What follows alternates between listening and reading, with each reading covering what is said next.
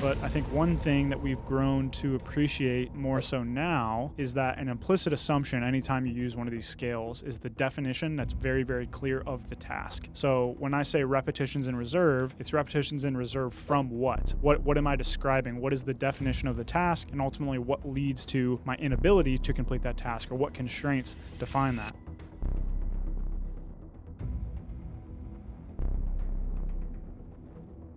Absolutely. So I think as we've kind of grown in the understanding of autoregulation, I think it was kind of a natural evolution of it, right? So you started with some of the more subjective scales, then we started trying to objectively anchor those to something in resistance training, and obviously shout out Mike T, Dr. Zordos, kind of bringing the repetitions in reserve oriented scale into play. That kind of gives us an objective anchor of proximity to failure. But I think one thing that we've grown to appreciate more so now is that an implicit assumption anytime you use one of these scales is the definition that's very, very clear of the task. So when I say repetitions in reserve, it's repetitions in reserve from what? What am I describing? What is the definition of the task? And ultimately what leads to my inability to complete that task, or what constraints define that? And I think the more that we've been exposed to, whether it's the length and partial stuff, partials after failure, injury cases, or even sometimes powerlifters kind of describe things more subjectively when they talk about their effort. All of these are kind of different cases of describing different ways to describe set endpoints. And I think we were in particular talking about some of your applications of quote unquote partials in reserve recently that I'd love to hear you talk more about. Yeah. So Zach will play a video for you here that honestly I had no intentions of this, us playing this on the podcast, but we were talking about it as a potential segment. So I just kind of snagged it, and we're gonna play it here. So, ultimately, when you're doing sets and reps in the gym, it's very common to have some sort of like set difficulty or exertion rating alongside that. The most common is RPE, rating of perceived exertion, as you noted, or reps in reserve.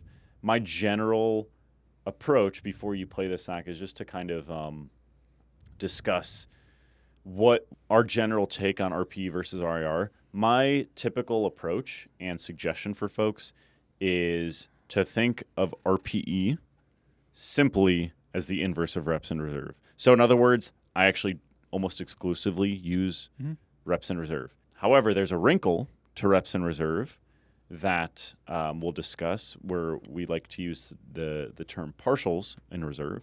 And then there are times where we stray from that strict definition of RIR-based RPE. So in other words, we do kind of use some other flavors of RPE in specific scenarios.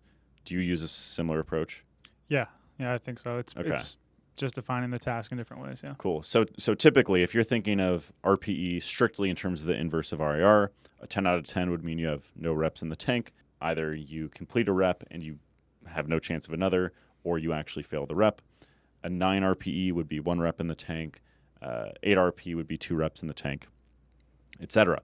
However, it's important to define what a rep is. Yep. And that's where partials in reserve comes in. So in all of the power lifts, which is where a lot of this stuff originated, the hardest part of the movement is at the bottom. It's at the start of the movement.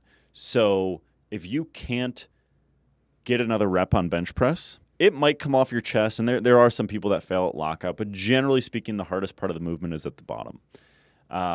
For squat, same idea. You might be able to get a little bit of the way up, even halfway up at times, but you're not going to fail at the top, right? Mm-hmm. If you get through that sticking point, you're going to lock it out. Same idea with deadlift. Deadlift's a little bit more common to fail at lockout, but nonetheless, generally speaking, if you can only get a partial range of motion on squat, bench, or deadlift, you're not going to get another rep. Same idea with like a dumbbell bench press. Again, the hardest part is at the bottom. You're not going to get another rep. So reps in reserve, or RPE, just makes a lot of sense for those movements, because a rep is a rep. If you can't start the rep, you're not going to complete the rep. However, there are some movements where it's different. So the example we'll show here in a second is a chest fly, especially a machine chest fly. If you have it set up a certain way with cables, you can kind of change this and manipulate it. But for a machine chest fly, this is the case. For a leg extension, this is the case. For a lot of tricep movements, this is the case. A lot of lateral delt exercises, this is the case. A lot of back exercises, this is the case. Hamstring curls as well, where the hardest part of the movement is not the start of the movement, it's the end of the movement. So if you can't complete another rep at the very end of a chest fly where you're finishing the rep, or the very top of a leg extension, or the very top of a lateral raise, you do not have any full reps in reserve, but you absolutely still have partials in reserve. So for a lot of those movements, because of the importance of proximity to failure that we see just generally in the research, and also some direct research directly on these sets where you go past that full range of motion failure and you continue to get partial reps after that point, we instead will tell our lifters to think of it as partials in reserve. In the training session I did right before this, I did a couple of back movements. I did machine rows and I did lat pull downs. On machine rows, once I could no longer get the full range of motion, I just squeezed out as much range of motion as I could on subsequent partials. For some exercises, you can get like 5, 6, 7 partials. It also depends on the rep range, of course, but generally speaking, 5, 6, 7 partials. Other times it's only 1 or 2. But I do think there is good reason to just anchor your RPE based on your inability to get any range of motion at all. And I think this can add a lot more stimulus, a lot more hypertrophy to these exercises where the hardest part is at the end of the range of motion, not the start. So, Zach, unless you have anything to add, we can go ahead and watch this amazing set, beautiful cinematography here. I can't remember how long this is, so you'll have to bear with us. So you can see I'm doing these chest flies, and I'm getting absolute full range of motion. I'm getting nice deep stretches as much as is comfortable, and I'm fully locking it out here. I'm fully completing the rep, bringing my my knuckles to the point where they're touching or close to it. And then eventually, if I fail, it'll be the fact that I can't finish the rep. So I don't know exactly when it's going to occur, but there's going to be a point where I can't bring my knuckles all the way together. And you could just stop the set there. So there I think I didn't get it right. So I get another one, and then I get like 10%. So in that case, I think I got 3 partials. And that's one where I can't get many partials at all. On leg extensions, I can sometimes get like 8, 9, something like that. So hopefully seeing that visual is helpful because it's something that we've talked about on the show, but we've never actually provided a visual. And I'm often talking through this for my clients, and having a nice reference for their podcast listeners is helpful as well. So anything to add there?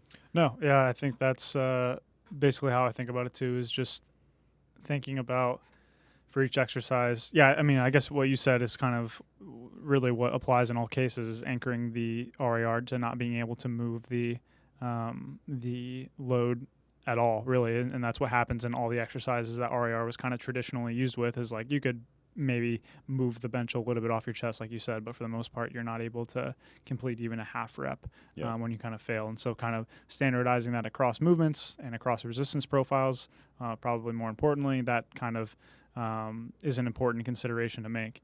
And I think this applies both in kind of the extended set kind of approach to the partials, but it also could apply to lengthened partials themselves if you want to kind of start the set using some sort of modified execution. That also works. But in reality, you could apply the framework to any task you want. It's just about very clearly defining the task and then ultimately approaching the in reserve part relative to that task. And just for hypertrophy, it makes sense to kind of anchor that more so to the point in which something you can't really move it at all in a lot of cases.